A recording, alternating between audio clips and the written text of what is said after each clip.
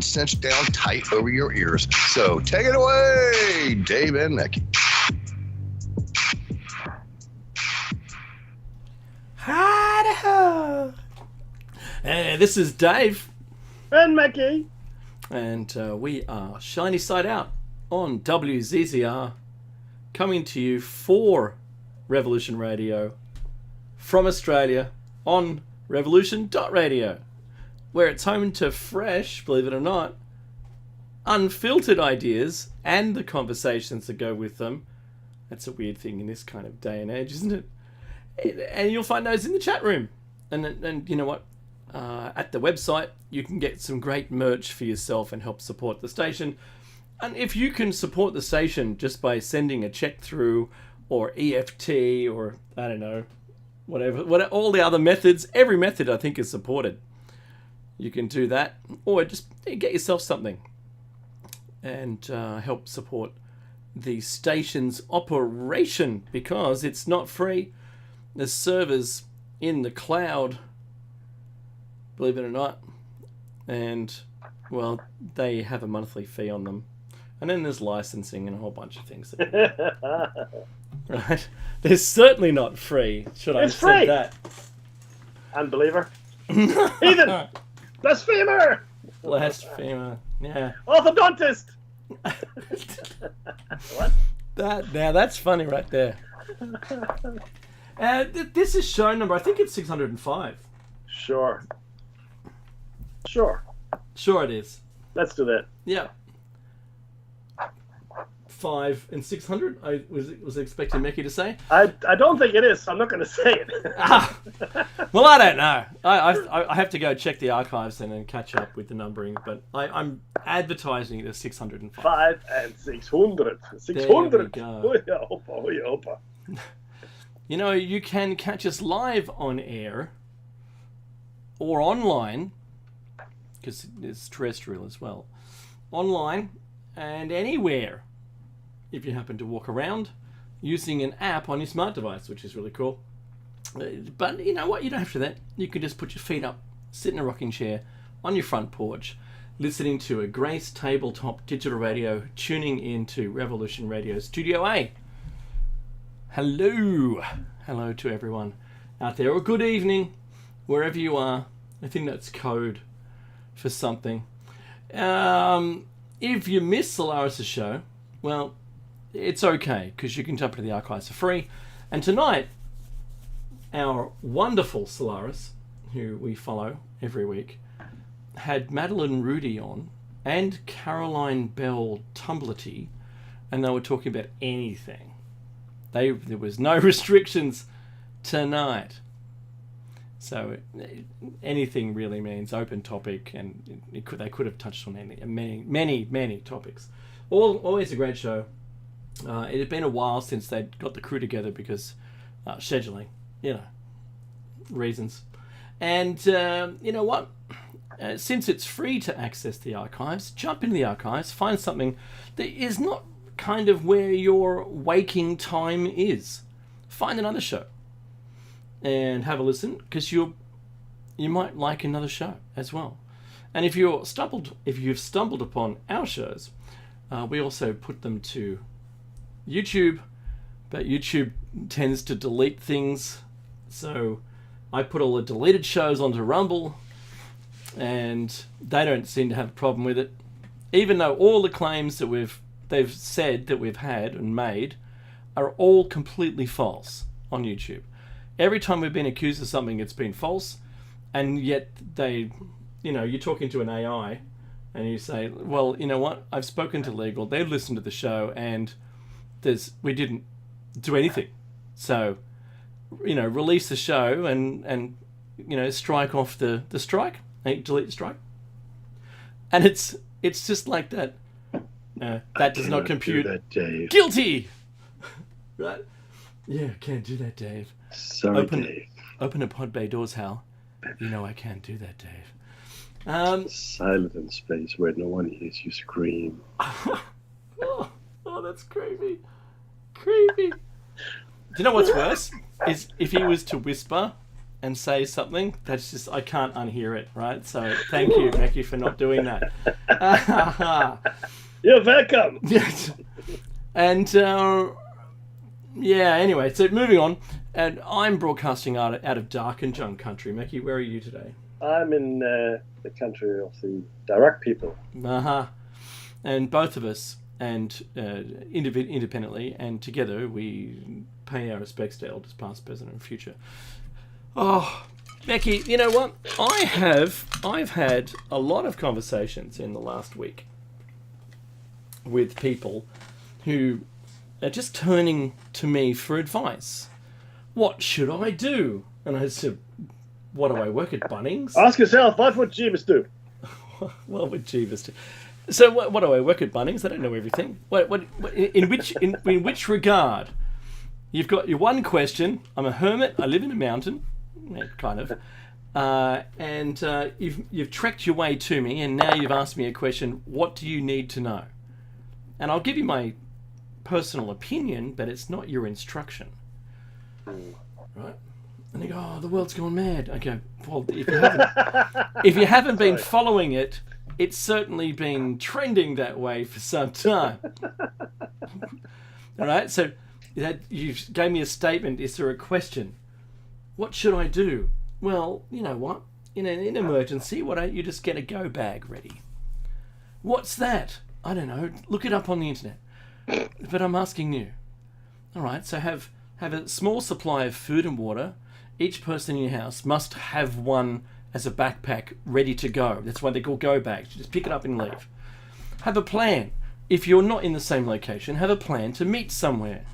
Have a code word. If you're lucky enough for cell phone still work, then just text make a group for the family. Just text one word to that group. If you're the first person to discover it, you text it and you all have an action plan.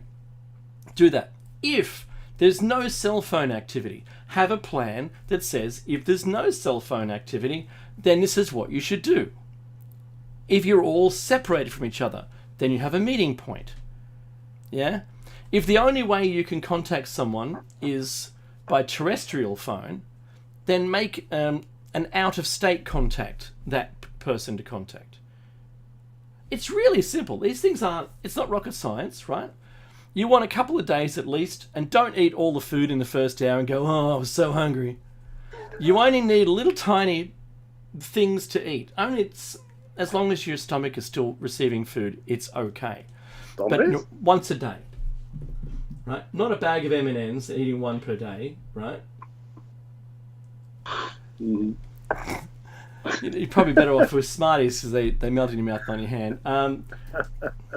There's a plug for Smarties. I don't think they're going to go with sponsorship, Mackie, to just be honest with you. I don't know. Not for us, I don't think.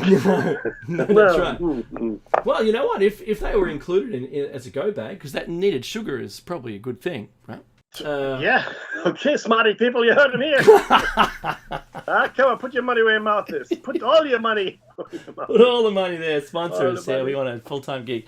So that was my answer. And they go, but what do you think's going to happen? That's a very big question. Oh, yes. All right. So it depends on how far away from today you're asking. Because if it's 2030, we'll own nothing and we'll be happy. You will be happy. I'm not going to be very happy. But, other people be happy, right? Is that right? I think so. Yeah.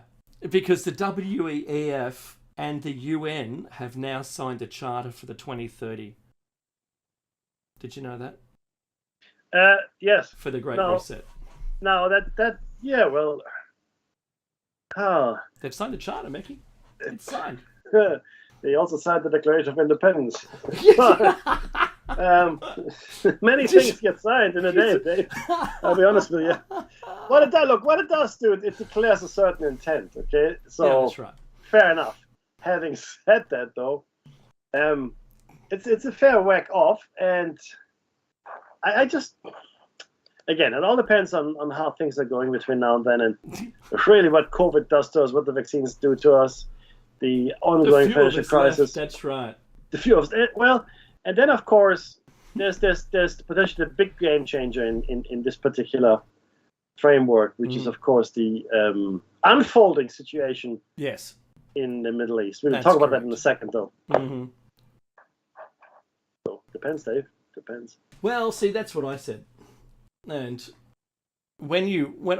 today I watched a video that was only 4 hours old, and it was the loading of very large ordnance into a B-52. Okay. So, Where? well, it was the US. I don't know where it was. It was raining, but they had US left-hand drive vehicles, and they were all, of the Dodge Ram kind of huge pickup truck style. Right. So I'd say on-prem, Mickey, listen to me, computer guy, on-prem. I'd say that was wholly within the US itself, and the rain and the flatness of the ground and the no particular hills in the in the background would suggest that it was maybe Midwest or something. Okay. So there's definitely, observers filmed it coming in, then with their huge zooms were able to watch the ordnance get built and loaded. So I'm not sure. I think people are weighing up what's going to happen. My 2 cents is, if America's gone there to stop Iran from being a pork chop, right? Possibly. That's from what I understand, and the media let slip that there was they openly described a single carrier group, a strike group going in the Mediterranean. Well, they're always there. They just moved closer to the Israeli Well, of course they coastline. did. That's right. And when I was looking through the ships in there, it's a pretty big strike group, and it's the largest carrier that the US has. And then I heard the media slip up and suggest that a second carrier strike group was going there. That's interesting. That's completely. That's not proportional. No, it isn't. But look, if you have one bouncer who's strong enough and capable enough of tossing you out on your ear, I'm not going to go against it. But if I did happen to, a second one certainly would prevent me from being a pork chop. Oh, look. I would leave willingly at that point. But the carrier group that's in the Mediterranean, the Americans are positioned, all over the place, obviously. Now, to have a carrier group go somewhere, that's not cheap. No, it isn't. So look, since we're talking about it, let's just talk about it. And why would a second carrier group be necessary? Now, there are a number of factors here, and we discussed this last week as well as it unfolded. The event itself, we need to just quickly recap, it has never happened before. Never has there been an attack where this many, I guess most of them were Jews, but Israelis certainly, have died since the Holocaust in one event. Never. Since World War II. There has never been an attack like this. That is true. So hundreds, if not thousands, well, we certainly know that 1,500 Hamas fighters have died, but so let's call it that 1,500 Hamas fighters were sacrificed. 1,200 Jews. Correct. Oh, sorry, Israelis, yep. Israelis. 1,500 Hamas fighters were sacrificed for this operation. That's a fairly large number. Don't forget, this is a paramilitary organization, not a proper, not a proper military. Now, that was a shocking, unprecedented event. The savage nature of it, and forget all the stories about, the additional, the other collateral. Yeah, that's right. There's some. So I won't repeat it here because it's just uncalled for. But now, assuming they're true, that's horrific. But I don't think necessarily all of them are true. Certainly, what is true is people were massacred, and that's the only word at the music festival. That's a fact. And it is certainly true that it was an extremely well planned, an extremely rapid and brutal strike by Hamas. That's a fact. You can twist it in which way you want. and innocent civilians were killed by the hundreds. Mm-hmm. Women, children, men, doesn't matter. Didn't matter. Now, sorry? Didn't matter, that's right. No, didn't matter. Indiscriminate killing, yeah. Completely. Now, clearly, that was meant to provoke a response, because this is not the first time it has happened. It's the first time it happened like this, with this level of sophistication, I want to call it. But it has happened before, and the response has always been the same. And I mean, you have to be a moron to think that Israel will not respond. Of course, Israel is going to respond. But this attack, which, like I said, was significant in every aspect of it, in every single aspect of the attack, it was significant. What now has come to light, the Israelis might have known about it. The Egyptians said, look, we warned you, something was happening. That's right. Because you can't keep that thing a secret. If you get thousands of people involved, somebody is going to drop something somewhere. It's just human nature. It's how it is. And the Israelis knew. So if we take that as a premise, then you have to ask yourself, well, if they knew, why did they let it happen? Now, the same question was that we raised at one point in our past shows about Pearl Harbor. Yeah, 100%. Mm-hmm. And the answer, of course, I mean, there are many reasons. The key reason, though, is this. What this attack does, it gives Israel the moral high ground from a global perspective Mm-hmm. to go into Gaza and essentially bulldoze it. That's right. They've already told the civilians, go to Egypt. Go Yeah. run into Egypt. And they have started. 1 million people are on the move. A million people on the move. There's still 1 million. I'm sure they're going to move soon as well. But the point is this. Once they're in Egypt, that's it. Gaza will no longer be Palestinian territory. That's right. Once this is all said and done. The question is, how much is Israel willing to pay for this land? Because, yes, Hamas did attack, and it seems like Israel let it happen. That doesn't mean, Israel was behind it. Okay, I'm not saying that at all. Mm-hmm. What I'm saying, though, for political conveniences, it makes sense if it were. It's not a false flag, mind you. Okay, it's not a false flag. Mm-hmm. It's happened, but it was allowed to happen. Now you can imagine that. Let's say if. Yeah, So, if yeah. just correcting that statement to say, Yeah, sure.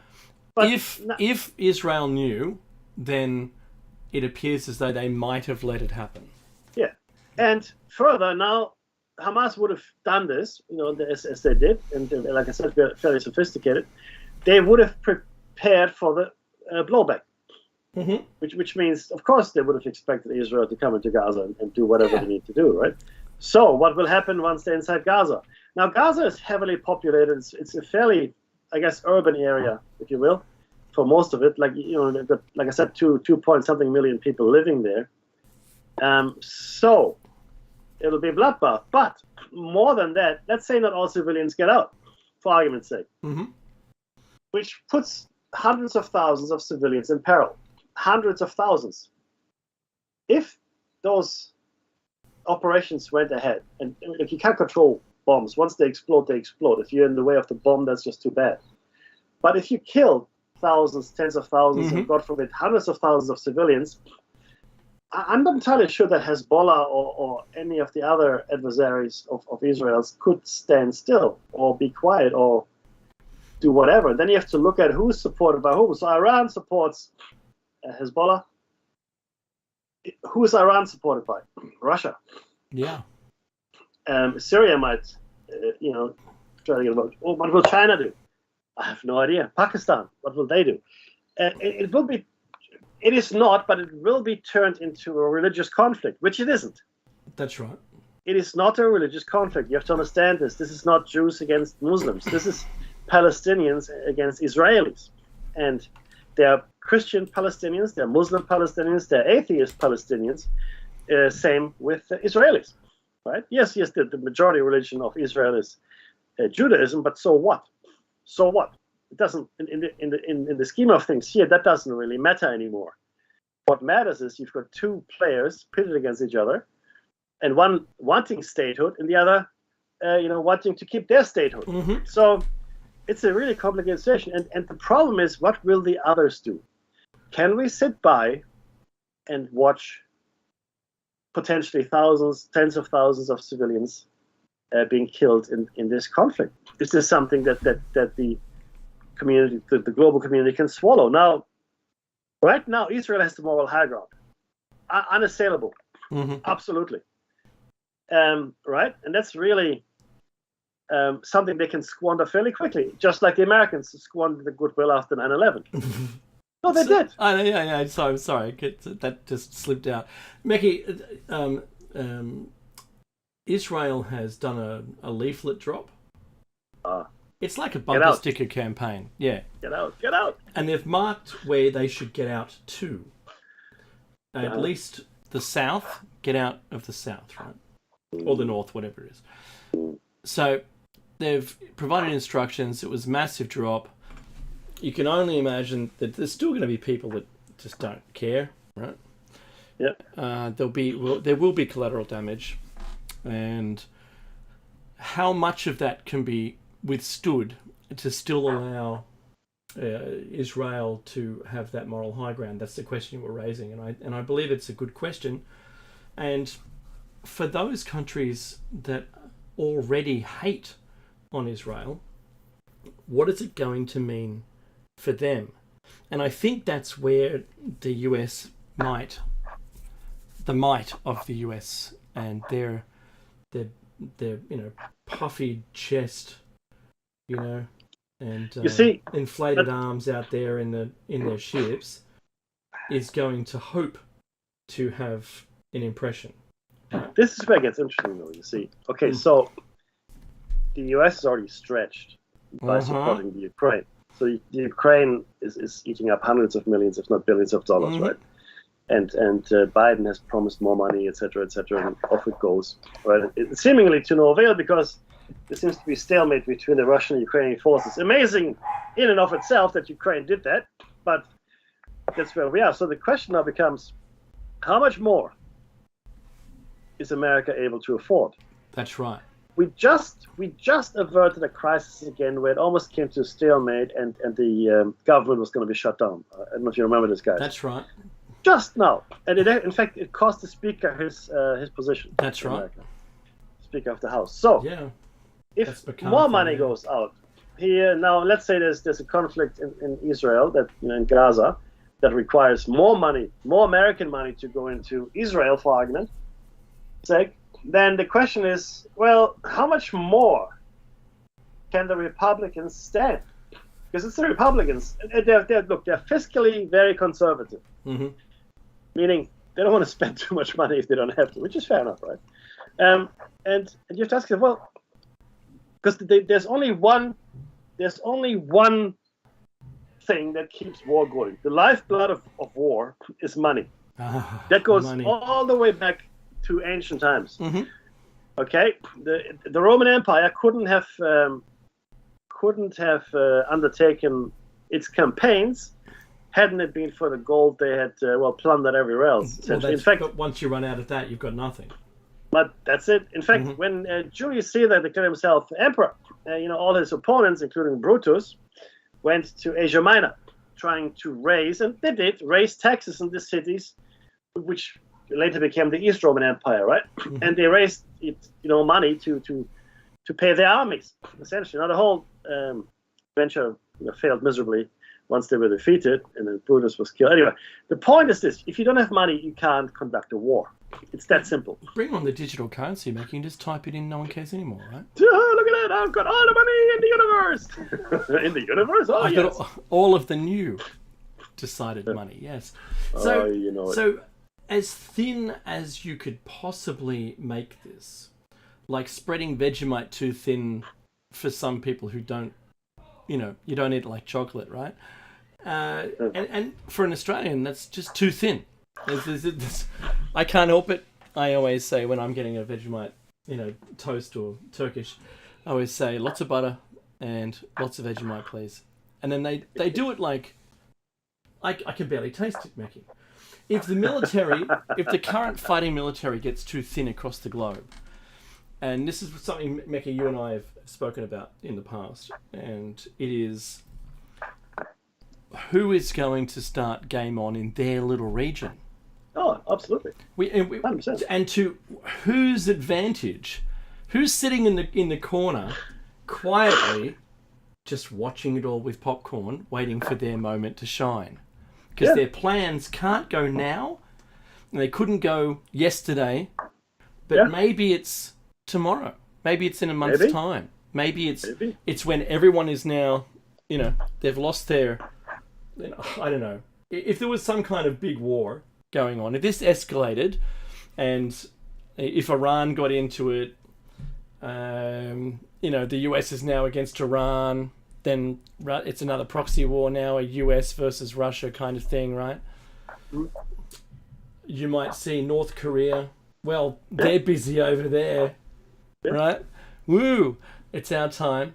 It'll be popping up, Dave, in areas that you probably didn't even realize. Exactly. It could pop up. Yeah, what about what? India versus China or something crazy, right? India versus China, certainly. I mean, they're skirmishes now. That's right. They beat each other to death with stones and sticks. That's right. not a joke, by the way.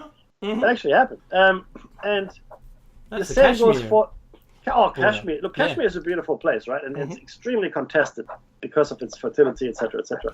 Was that But- the hanging gardens? No, that was Babylon. Oh, okay. All good. But think about it this way as well, right? There are places of conflict globally that you probably never realized existed. So I'll give you an example. The Basque region in Spain and even in France, they want independence. The Catalans, they want independence, right? Certain Russian enclaves, they want independence. There are different groups within almost every country, like the Berber community in Morocco.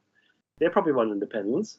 And other ethnic, language, religious groups all over the world want independence. And you probably never heard of them, right? You go, what? What about I the mean- guy, Mickey, in Western Australia who he has a kingdom? That's exactly. Can they go with their own currency? Yeah. Oh, yeah. You know what? More power to him, I say. but you make a good point. You see, and there was also a king of, I think, King of San Francisco, some crazy thing, right? Oh, okay. Yeah. Oh, look, it takes all sorts. But the point is, these things, because once this starts in earnest, and I'm not talking about a nuclear war here, because I don't think it'll go there. Just conventional. once- Yeah, I think it'll be completely conventional, right? But when that happens, then you have to ask yourself, well, okay, what next, and how is it going to end? And the answer is this: if there's a conflict that big, irrespective of who wins, it'll be a new global landscape. Mm-hmm. No doubt in my mind whatsoever. Why do I say this? Because we have no idea how this would turn out. After World War I, the empires died. They didn't expect that. They didn't go into World War I thinking, oh, yeah, the empire is done. None of them thought it. But all the major empires, with the exception of the British Empire, but that went quickly after, they all went. Gone. Austro-Hungarian Empire, German Empire, Ottoman Empire, gone. Okay? And the very seldom known Tartarian Empire. Correct. Russia, gone. Mhm. Okay. Now, not directly as a result of, well, I guess it is actually a result of World War I because of all the unrest the Bolsheviks caused. Anyway, the point is, that's what happened in World War I. World War II comes along. That puts the final death knell into the British Empire, gone. And a completely new player, in fact, two new players arise. The Soviet Union and the United States of America. And they're defined by two ideologies. This is no longer empire. Now two ideologies are fighting. That's a new thing. That never happened before. Not really. But That's right. Because World War II was about, I guess, Nazism, fascism, communism, and capitalism, all that stuff, right? They all were fighting each other rather than any kind of national thing or or belief in some kind of king or queen or etc. That didn't really exist. And all of a sudden we have ideas. Now there's a block of ideas that are fighting each other. Never happened before. Now the question is, what will come out of this? Is it going to be a block of ideas? Is it going to be, I don't know, is it going to be something completely, an economic union? I don't know, different economic systems? I've got my hands in the air like I'm in the front row of a roller coaster going, I know, right? going, WEF, Great Reset. Yay! Well, it would certainly help. Whatever But, exists after. Yeah. a situation of this complexity, would bring about change on a scale that we have seen before, but couldn't imagine to happen. Because I can tell you, these people didn't expect their world to change as it did. No, that's right. But it did. Mm-hmm. Right? So be careful what you wish for. Oh, let's have a war. Are you sure? Are you sure? So 1984, Mickey, was so... I mean, it was valid then as a shock, but today it's even more valid, because when I've recently watched the movie again, and it disturbs me greatly to watch it, because we're there. And there's still wreckage and debris from the previous war. Oh, yeah. And I know that it was 1948 that it was written. Correct. Yeah, and so that was the style, that was the ambiance, Mecky, at the time, right? That's true. So, but I do believe it is very close to what we'd be experiencing post the next large conflict. Oh, look, I think you got it in one there. I think the destruction will be significant. Like I said, I don't think nuclear weapons will be used. No. If they were, then it would be limited here and there, like I guess like World War II type thing. Maybe a bit more. But ultimately, you're correct. The destruction, look at the conventional weapons we have now. We've got conventional weapons that can cause EMPs, electromagnetic pulses, meaning you can take out with a conventional, that's how powerful these conventional weapons are, right? You don't need a nuclear blast, yeah? Look at my huge bomb. It's so big. And that's all that's required. But forget that. And what about chemical and biological warfare? Let's hope that doesn't come into play, because then we're really screwed. Okay, there's no coming back from that. Some countries, Becky, that are currently on the cusp of fighting, and these are large nations, have said openly, and can be quoted as saying, if we were in another world war, all conventions are off. All war rules are out the window. Don't care anymore. See? You know, we'll shoot lasers into the opposition's eyes so they're effectively nullified. Yeah? That's not a good place to start your conflict, saying anything goes. I mean, so look, just to be very clear, all the rules we have around warfare, Geneva Conventions, etc., the UN resolutions around, the rules on warfare, and all of that, what ordinances we have, you can and can't use. Yeah, they came about because of the horrors of war. The problem, of course, is, but it's a good problem. It's a good problem and a bad problem. The problem is that nobody remembers these big wars. Yeah, we've seen the smaller wars, and they're horrendous, but nobody really remembers a world war. After World War II, they still remembered World War I. There were a lot of people alive. Churchill fought in both wars, right? They remembered World War I. They thought of the League of Nations after World War I to stop these kinds of things. And they brought about the UN to stop these kinds of things. Now, because they had this memory fresh in their mind. I mean, millions of people, tens of millions of people were killed in World War II. Massive battles. Yeah. Weapons we had never seen before, like a nuclear bomb. What? I mean, it was. I mean, then we found out there had been genocide on an industrial scale as well, which happened since in Cambodia, for example. Pol Pot did it, and happened elsewhere since. But Rwanda, for example. But this was where the whole world was involved, and the damage to the world was almost unbelievable. So they had to rebuild, etc. That's why we haven't had a world war until now, because people remember it. But now, most of the people that remember it are no longer here, right? And all of a sudden, maybe a world war, that's okay. It sounds like a pretty good idea, Dave, right? Sure. Right? Come on. Yeah, you're the one holding the money, yeah? It's all good. Well, but it's a real problem. If you're Raytheon or Halliburton, good on you, right? Yeah.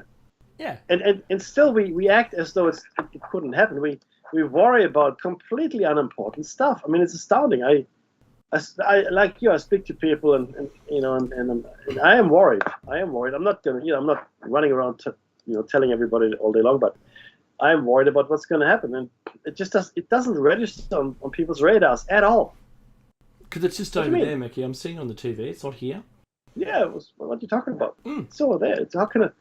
I say to people, well, do you remember what happened when the war in Ukraine broke out? Do you remember what happened? Do you remember how COVID affected everybody? Mm-hmm. Okay, even before it hit Australia, it affected us. Shipping lines closed That's down. right. That's right. Couldn't get stuff anymore. So you don't think that's an issue? Tomorrow, Vicky. Tomorrow.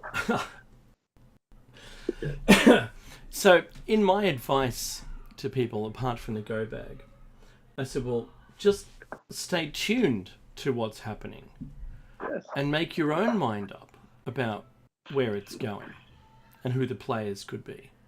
How strong does the offense have to be for this to be effective? You know, all of these correct things are how you evaluate, the theatre of war. Yes. You know, who are the players? What kind of numbers do they have? If you're going into a destroyed city, pretty much, right? With personnel vehicles, whether they're tanks or armoured or APVs, and you've got 5, maybe 6 to 8 story buildings with windows that are already destroyed. You've got sniper opportunities like there's no tomorrow. There's probably 100 windows that could see you at any point. And someone could have an RPG, rocket propelled grenade for those who don't know. Yeah, anything, man. 100%. You know, you could have some pretty good stuff, because remember, everything that was left behind in Afghanistan is now on the battlefield. It's on the market. It's on the market for whoever's got money, right? So you've just got to understand, I think the M16s were in the arms of the Hamas people. There's video evidence to show that. And it was said that they must have got them from the Afghanistan, left behind pile. Yeah. And that's such a shame to see, the repurposing of those arms. Do you know why they left it? Do you know why they left? Do you know why they left all the stuff there? It happened in other wars too. Do you know why? Why is that? It's too expensive to ship take it back. It with you, right? Yeah, what? Yeah, it's too expensive.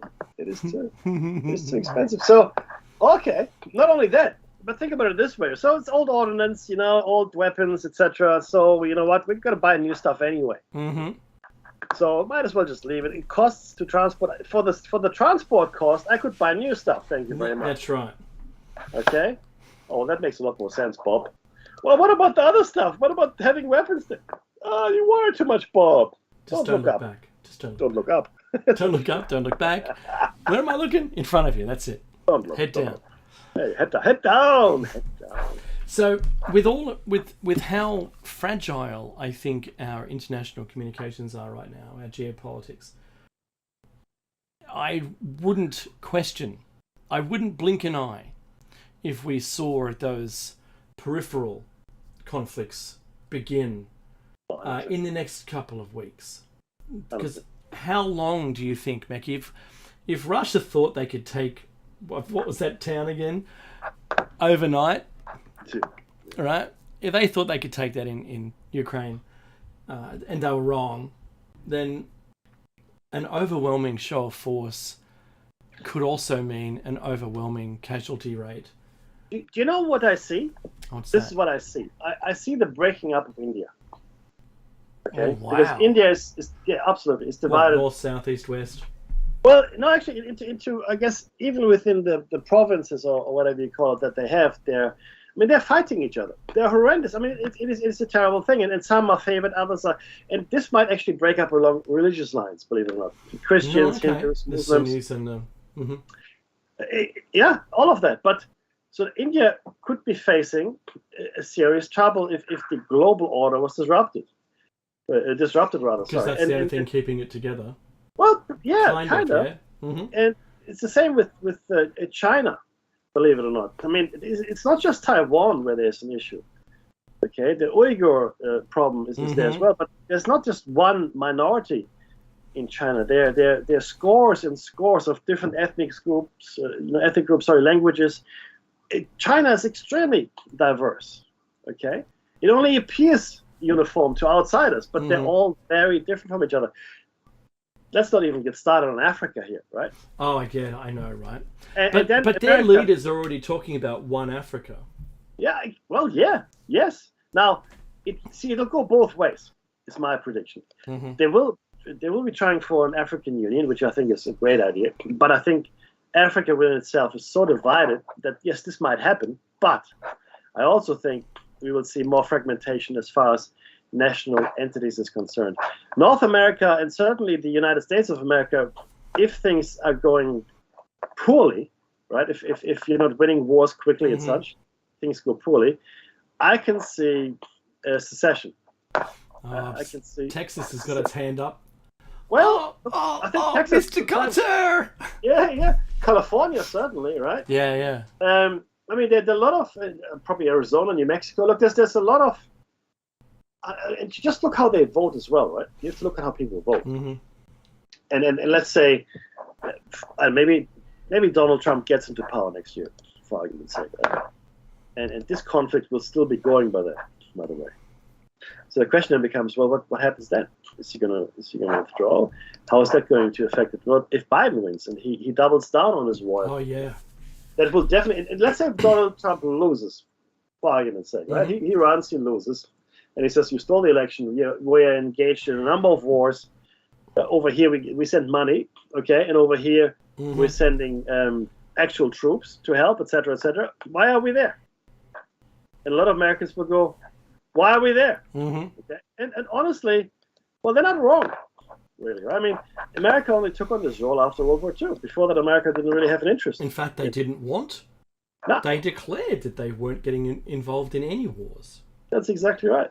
So, it is extremely volatile, and I'm not sure that people fully understand the shape this can take. This is not funny in the least. This is serious stuff. Mm-hmm.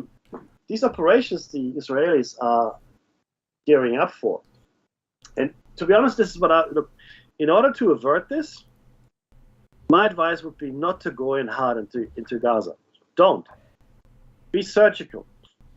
Mm-hmm. Don't carpet bomb. Don't send 100,000 troops in or whatever. Actually 300,000. Carpet bombing, Maggie, that's my favourite. I like it. Do I have to not? Do really? You have to not. Yeah, please. You have to not. Oh. And look, there's no good answer here. Obviously, you think what Hamas did was calculated. Okay, they're not stupid. They know what they were doing. They know what kind of response would elicit, and they were, because the thing is this: they know that it has to come to a meltdown, if not regional or local, or maybe not global, but certainly in their immediate area, the Middle East. There has to be a meltdown for Palestine to have a chance at existence, because we have tried for fucking. Sorry. Whoops. What was that? I heard a duck somewhere. You shouldn't be farting. No, we have been. I'm getting a bit emotional here. We've been trying for 60 years to come up with a peaceful resolution of this conflict. 60 years. Nothing but failure. Nothing but failure. Okay, and they understand now. Well, you know what? We have no choice. We must do this, and so off they went and did it. Right? Would they know that it would be successful? Honestly, I don't think they were hoping. I'm sure, but they can't know. Understand? Mm-hmm. The problem is we are at the precipice of another event, like World War I, like World War II, which can go either way. It can go this way, it can go that way. It can be okay, it can't be okay. But once it starts, we don't know. Yeah, so splinter cells, or whatever you want to call it, in every country is now the topic of conversation here, because during straight after the conflict began with Hamas and Israel, we had in our country, on the steps of the Opera House, the world famous Sydney Opera House, chants, which I won't repeat, against the Jews. It wasn't against the Israelis, it was against the Jews by Palestinian supporters. And from the interviews with some of them, they were representative of Palestinians themselves. So either they were or their family was heritage somehow. And I've heard repeatedly interviews during the week where the same has been said once again against the Jews for their treatment of the Palestinians. Now, I'm not taking any sides at all. I just think that Hamas did something terrible. But I know that this is not the first day where things have gone south. Yeah. And it's they're throwing grenades over the fence pretty much the whole time I've ever known, in my lifetime. There's always something happening, right? Yeah. So this is the largest of single event, and it's going to get, there's retribution now, and I've never seen that hatred in their eyes on both sides now to this degree. So that is why when I've responded to my friends, it has been a serious note. While I joke about it on air, I don't do it in person, about where this might lead. And all the things we've mentioned during this show already, they're all considerations that everyone should keep on the back burner and just be aware as they come to pass. If they don't, great. If this is isolated, great. Yep, I keep hearing people with so much maybe personal skin in the game saying that Israel should turn Gaza to glass. Now, I heard that too. It isn't something, it's too close to the border to do that. Hang on. We need to look at numbers here. Now, by the way, UFO, I just want to say, I think what UFO Cowboy said in the chat is funny. But let's talk about relative Guild Association. So you've got 2.1, I think, or 2.3 million people in Gaza. That's how many people live there. Okay, and let's say there were 5,000 Hamas militants involved in the operations. We know 1,500 were at least because they're dead. That's at right. least, but let's call it 5,000. Sure. Why not? Right. All right. Now that's less than 1% of the population of Gaza. It's like punishing. It's like, okay, in terms of Sydney has Sydney is about, I think, 5 or 6 million people living in it. It's quite a few. And it's like blowing up Sydney because my suburb of Pemulwuy, which is about maybe 10,000 people, thereabouts, went rogue. Went rogue and declared war on Brisbane. Okay? We're going to blow up Sydney because Pemulwuy, with 10,000 people, has just declared war. Turn it to glass, Mackie. That's on Brisbane. So all of it though, right? So I understand the sentiment, but if you do that, then the surface of this planet would be glass. Okay, we would be everyone it would stack on after that. Yeah, we would be a big shiny ball floating through space. There used to be life here once. Intelligent, not really, no, but there used to be life here. With the satellites we've found in L1 and L2, sir, there used to be a technological civilization on the planet. It's a long time ago. And what happened? Well, they're glass now. That's where we get the most. When we talk Cosmic Glass, the new company, that's where they're getting it from. They're mining the glass. The glass. So that's what happens. Because you can't. I mean, it is silly. Mm-hmm. It's like saying, I know people say this, but it's like all Jews are rich or connected, which is just not true. Mm-hmm. It's not true. Or saying, I don't know, what else is there? All Scotsmen are stingy. Every single Scots person doesn't spend money. That's it. The Scottish economy doesn't exist. Short arms, long pockets. Yeah, that's a nonsense. Of course, it's fun to stereotype people this way, but it's not true. Also, not every Irish person is a drunk. Okay, it just doesn't work that way. You can't punish collectively for the I guess the crimes or missteps of in relativity a few. If we start getting hate mail, Mickey, from Ireland, saying that kind of assumption is wrong. We are all drunk. We are. Sorry, We got the Prime Minister to sign it off. my bad. But it is certainly something to consider. And no, yes, look again. Oh no, even better. Let's say you've got rats in your house. Uh-huh. Okay, so let's say I had a mouse. Okay, no, real life scenario. I had a mouse in my house, a little mouse. I saw it, flit about, run about. Now I don't want a mouse in my house.